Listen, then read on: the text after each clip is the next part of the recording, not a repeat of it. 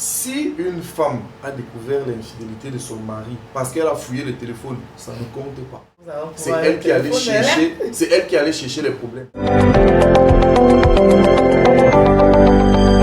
Si vous trouvez un message dans le téléphone de votre partenaire, un message probablement d'infidélité, vous allez pardonner ou alors vous allez faire le choix de claquer la porte. Bonjour à tous et bienvenue dans ce nouveau numéro de Talk sans tabou.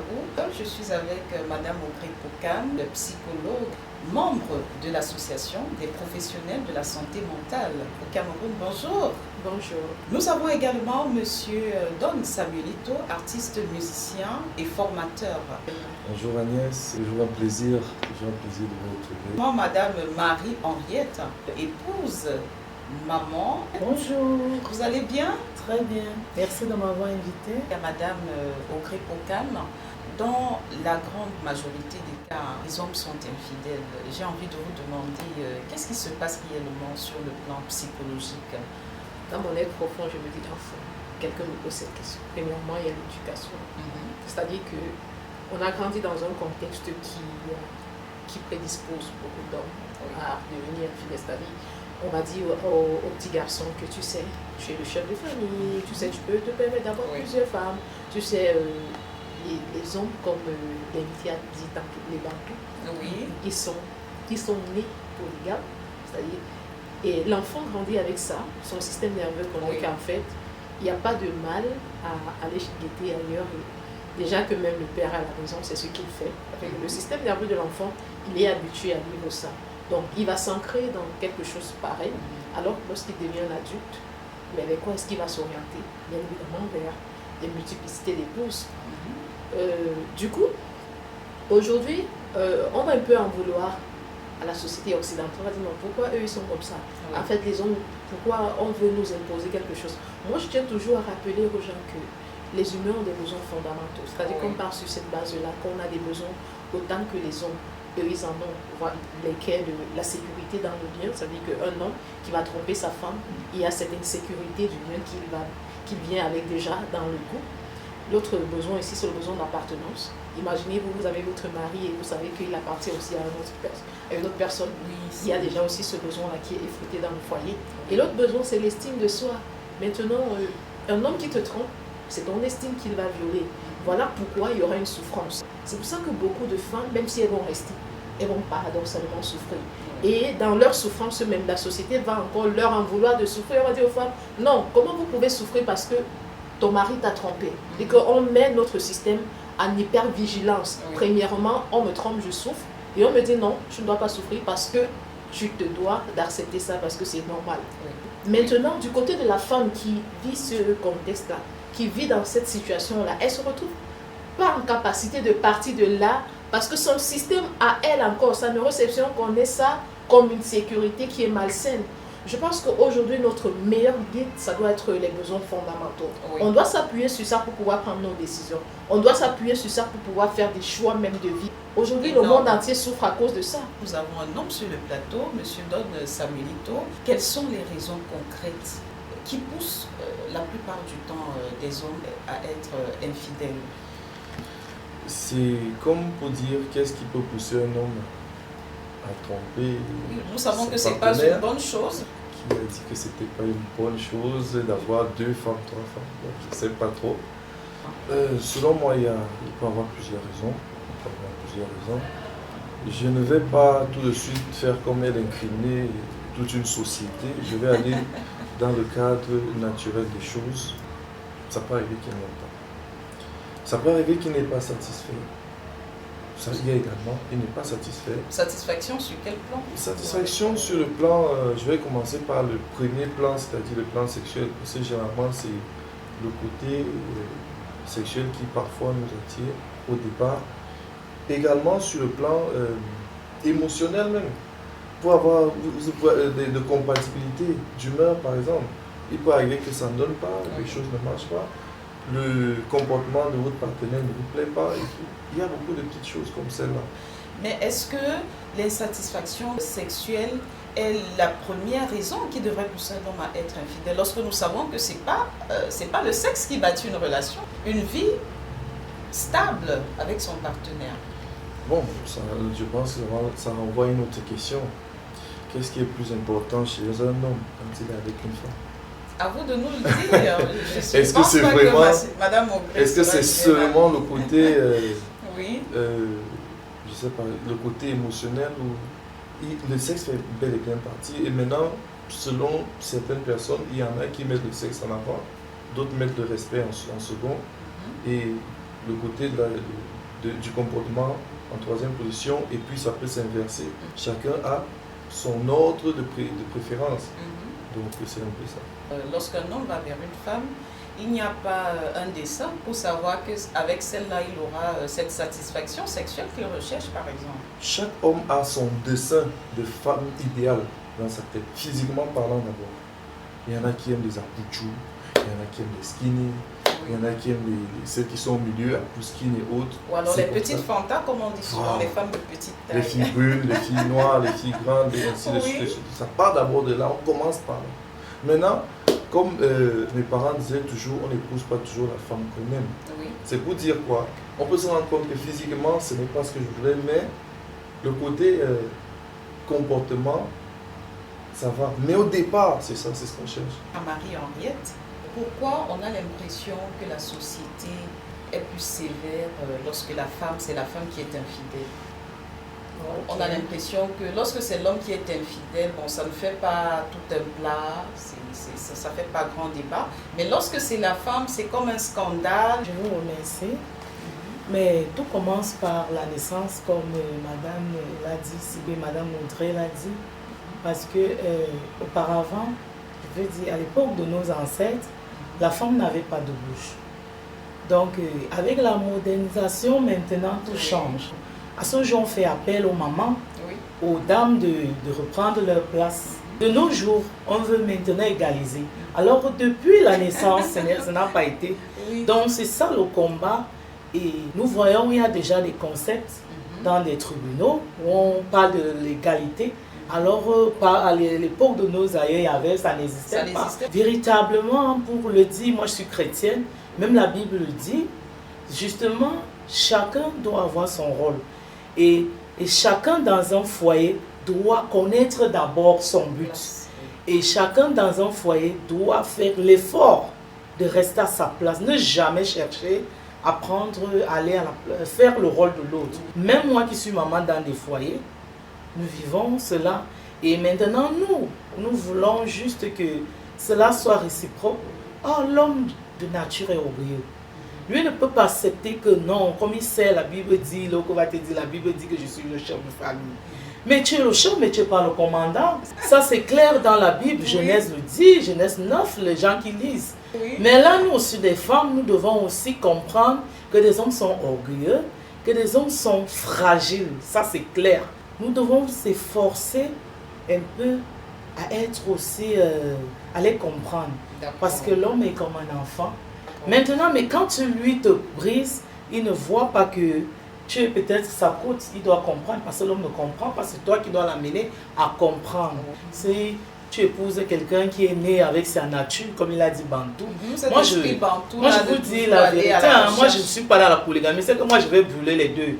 Parce que c'est biblique. L'homme quittera son père, s'attachera à une seule femme.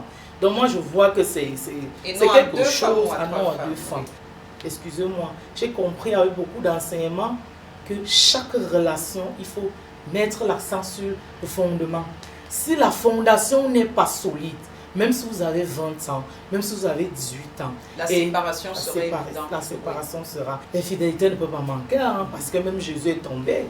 Plusieurs fois, on n'a qu'à pardonner. Merci Marie-Henriette.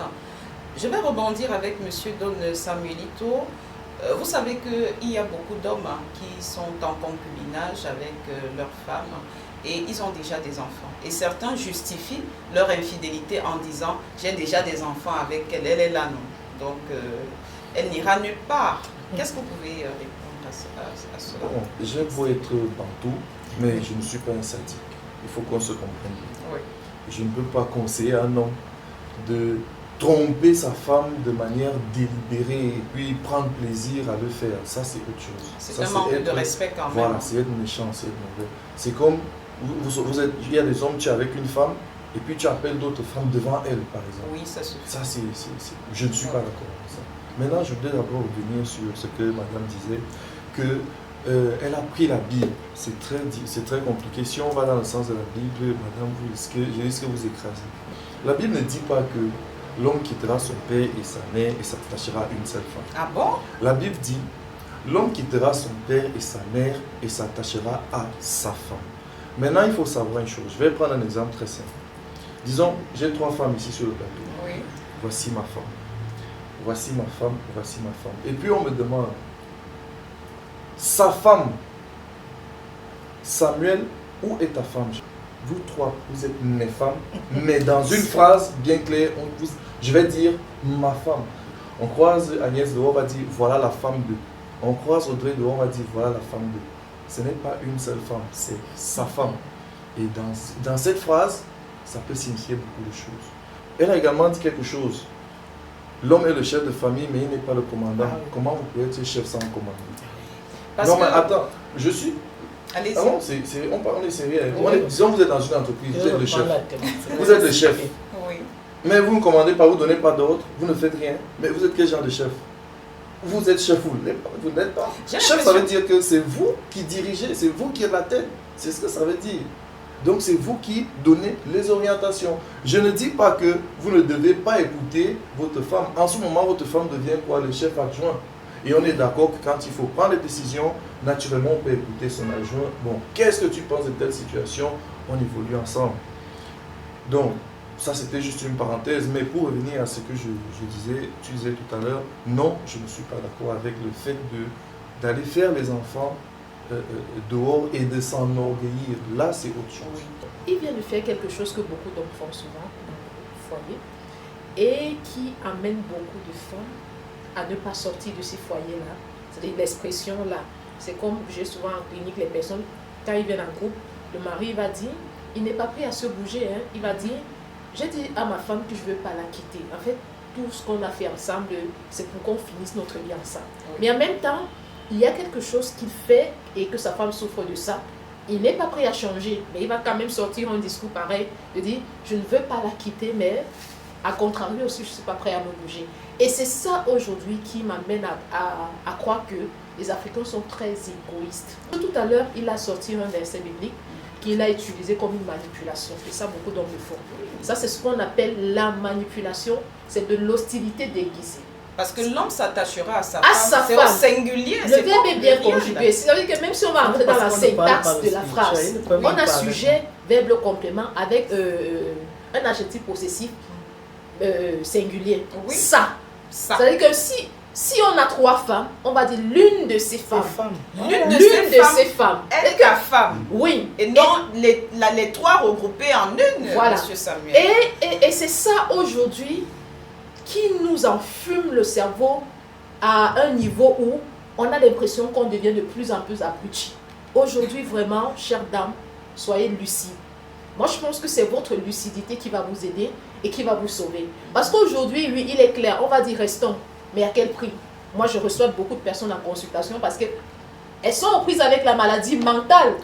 Vous vous imaginez une femme qui fait une schizophrénie parce qu'elle a vécu dans un tel contexte. Vous imaginez une femme qui est dans une dépression aiguë parce qu'elle a vécu dans un tel contexte. Vous imaginez une femme qui va somatiser toute sa vie. Elle a tous les bobos de santé tous les jours parce qu'elle vit dans ce contexte-là. Alors, cher monsieur, un moment, s'il vous plaît, arrêtons un peu. Être bantou, ça nous profite en quoi? Sincèrement parlant. Si tu as une femme qui te dit, chérie, tu me fais du mal parce que quand je marche dans la rue, on me dit, ton mari, il avait X, il avait Y.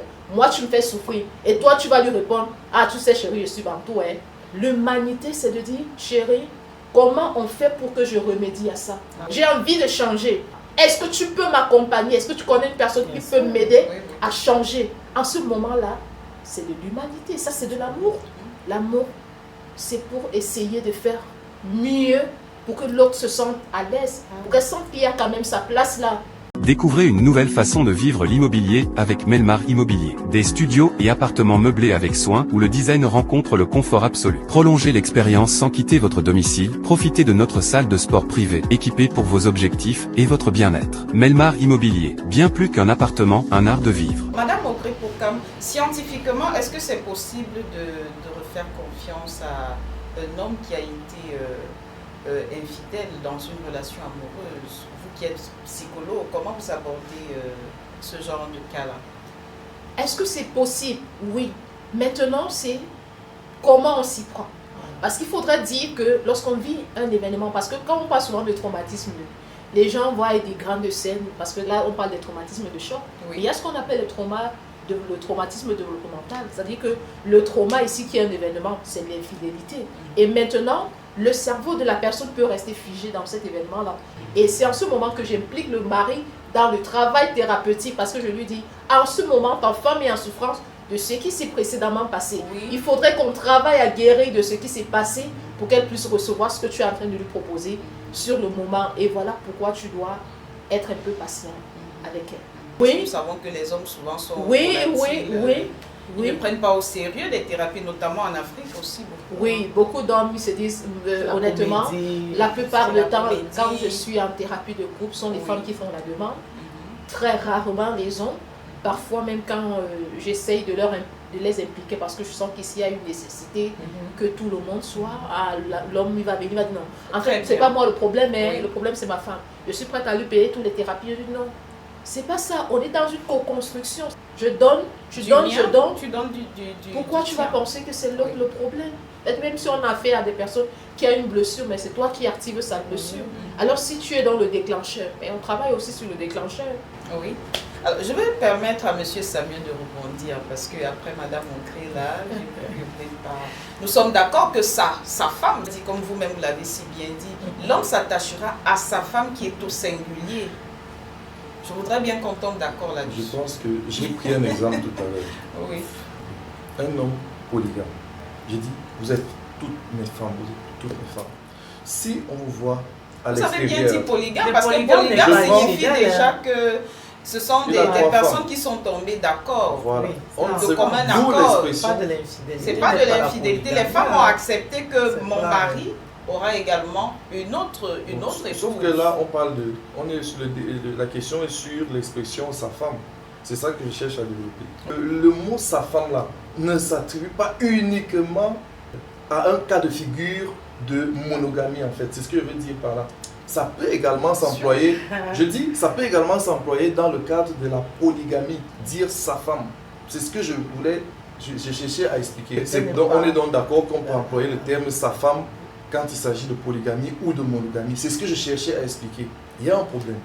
La dame a dit, les femmes sont choquées, traumatisées parce que leur mari, leur partenaire les a trompées. Ok. Comme madame a voulu utiliser la Bible. C'est Sarah, la femme d'Abraham, qui a pris une femme. L'esprit m'avait montré ça. D'accord. Je savais qu'elle Qui a allait pris passer. une femme et donné La page à là. son mari. Est-ce que émotionnellement, il y avait un problème? Je vais aller plus loin. Salomon avait près de 800 femmes, près de 800 concubines. On parle de 300 femmes environ, si je ne me trompe pas. Oui. Ça a dérangé quelle femme? Même à l'époque, que ce soit quand on rentre en arrière, nos parents et autres, les femmes, les hommes prenaient plusieurs femmes et ça ne dérangeait personne. Moi, c'est ce que je cherche à vous faire comprendre, c'est que c'est plutôt la société actuelle qui a voulu montrer aux femmes que l'homme est quasiment à ton niveau, alors on n'accepte pas qu'il te soit infidèle. Donc en fait, ces émotions dont elle parle là, on a inculqué ça aux femmes. Wow. La femme d'Abraham elle-même, par amour, est Je vais allée répondre chercher à ça. une Si femme tu touches la Bible, pour tu es son mal mari. barré avec moi. Je suis d'accord avec tout. Même dans la Bible, on dit quoi? Ceux qui sont appelés amis de Dieu, c'est les David, c'est les Salomon et autres, qui avaient plusieurs femmes. Pourquoi aujourd'hui ça doit poser problème? Si vous avez la Bible, je vous envoie lire tout Genèse 3. Et là, moi, je savais déjà qu'il allait poser cette question parce que généralement, nous vivons ça. En tant qu'enseignante, je l'envoie d'aller lire bien Genèse 3. Et si, pour qu'il comprenne mieux l'histoire d'Abraham qui commence à Genèse 1. Quand on revient sur Abraham qui dit, il s'est concerté et c'est sa femme qui donne l'ordre à partir de Genèse 2. C'est la femme qui donne l'ordre à Abraham de concevoir après avoir écouté la voix du Seigneur. Et d'ailleurs, nous voyons toujours la désobéissance à l'infidélité. On a vu là où la femme d'Abraham a tapé la main. Non, c'est moi qui ai donné l'autorisation pour cette infidélité, comprise avec mon mari, donc on ne lève pas trop le temps. Alors ça s'arrête aussi.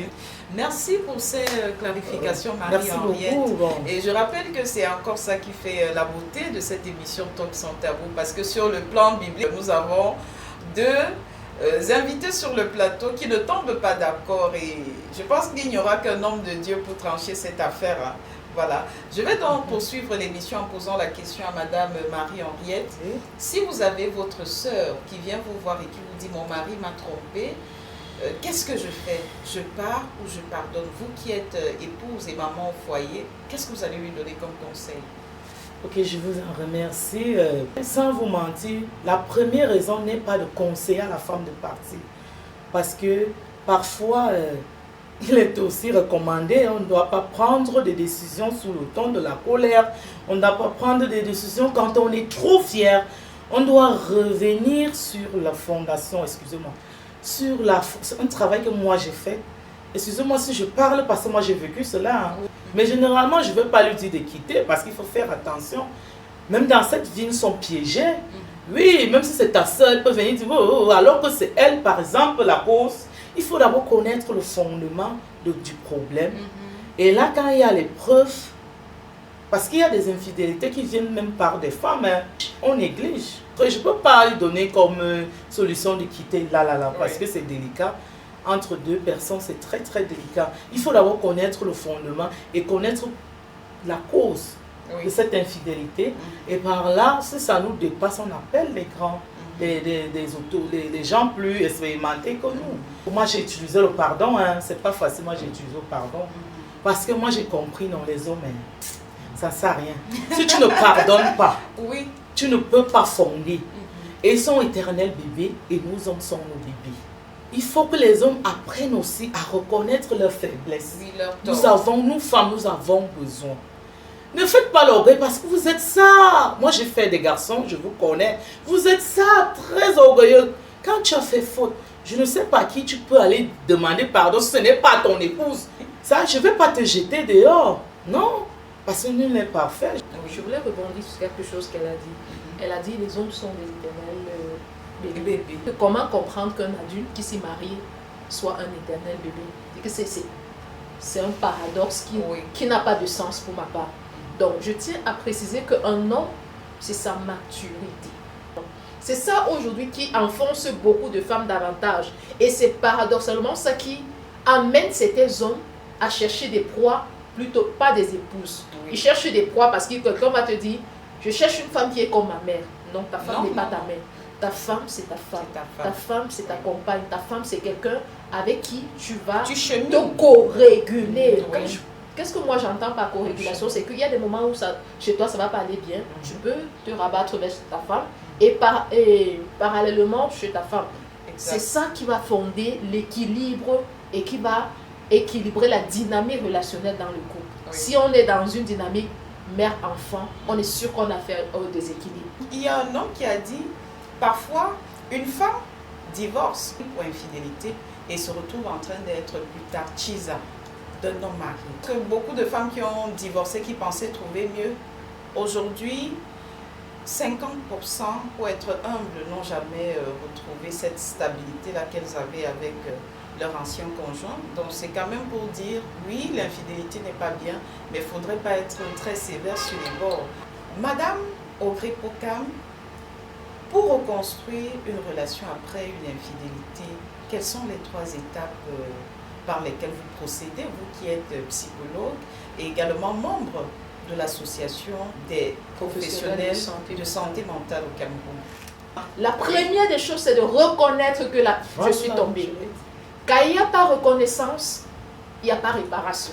Il faut reconnaître. Oui, c'est la reconnaissance. C'est-à-dire que je reconnais, chérie, que j'ai fait faille. La deuxième des choses, c'est de demander pardon dans la sincérité.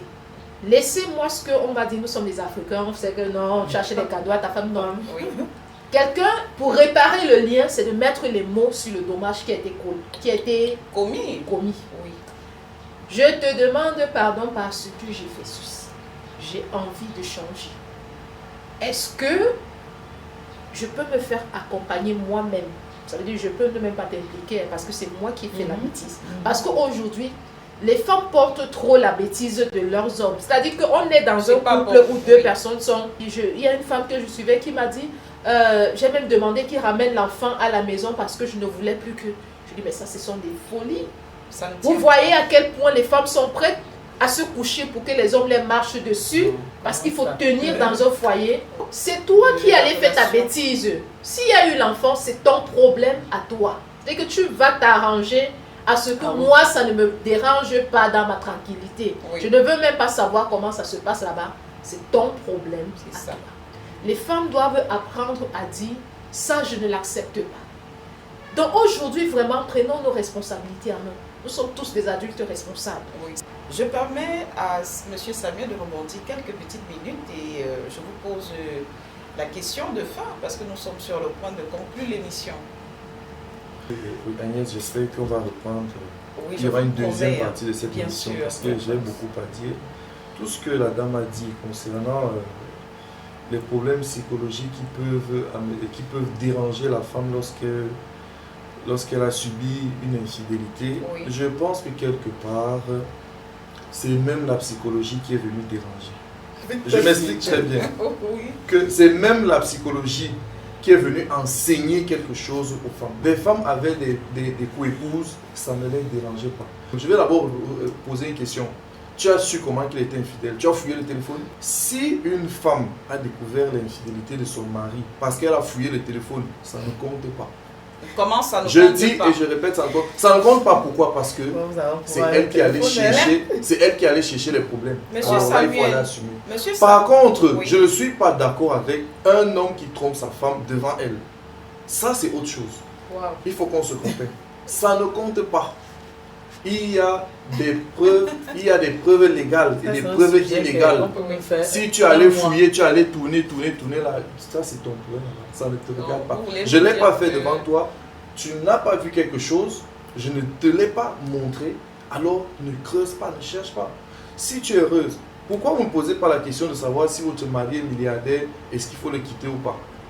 Là, il n'y a pas de problème. Hein. Parce qu'on sait qu'en réalité, le problème, c'est que c'est le pauvre qui va subir que d'abord, il me donne d'abord quoi? Pourquoi je reste ici? Et c'est ça, est-ce qu'ils sont pas passés quelque part? Moi, je ne suis pas d'accord. Je vais aller plus loin. On a dit tout à l'heure, quand tu dis que je suis mal à l'aise ici, tu portes tes pieds, tu pars. Pourquoi quand c'est dans le foyer, on veut dire non, il faut partir? Tu es sûr qu'ailleurs, tu vas trouver mieux? Non. Et c'est après les mêmes filles qui vont pleurer et devenir dire qu'elles sont maintenant des femmes indépendantes, fortes, indépendantes, ça va devenir un autre problème. On utilise les concombres par-ci, par-là. Ça devient un autre problème. Non, mais il faut... Et moi, c'est pour ça que j'ai dit qu'il y avait d'abord une société avant. C'est même la nouvelle société qui est en train de créer les problèmes aux femmes. Monsieur Samuel, ce que vous dites là est grave. Je ne sais pas si vous allez nous permettre de clôturer cette émission. C'est tellement profond et que ça m'amène à réfléchir. Je pense que toute cette nuit, je vais... C'est-à-dire qu'il essaye de nous démontrer que même sur le plan scientifique, l'infidélité est probablement acceptable. Mais Samuel, quelque part aussi, nos aînés, nos parents, nous ont souvent dit la véritable personnalité du partenaire avec lequel vous êtes en couple, son vrai visage se trouve dans son téléphone. Bien sûr. Pareil pour la femme. Il suffit d'aller dans le téléphone de votre femme, vous allez savoir si elle est véritablement engagée dans cette relation avec vous. Le message latent qui est dans ce qu'il vient de dire, c'est qu'en fait la connaissance c'est un problème. Et quand on va parler d'égalité, on dit égalité de droit, égalité de chance. On spécifie ce qu'on voudrait que ce soit d'égal à égal. Non, en moment, chers hommes, vraiment, permettez-nous de rester humaines. C'est donc la fin de cette émission. Merci à vous, chers téléspectateurs, de nous avoir suivis. Nous espérons que cette émission a été éducative. Encore une fois, j'étais avec Madame Okrepokan, qui est psychologue. Alors, je vous invite à faire un tour dans son cabinet. Nous allons laisser son numéro au bas de l'écran. Nous allons sortir en musique avec une petite proposition de Monsieur Samuel. Allez, au revoir. Le petit bisou d'une cousine m'a lancé dans une situation pas facile. Ce n'est pourtant pas le petit bisou en tant que tel qui crée le problème. Mais le vrai problème, c'est le rouge à lèvres qui est resté collé, collé à ma joue. Comme un enfant, je suis innocent et je ne peux que dire et redire ma bonne foi. Ce n'est pourtant pas le petit bisou en tant que tel qui crée le problème. Le vrai problème, c'est ce rouge à lèvres qui est resté collé, collé à ma joue.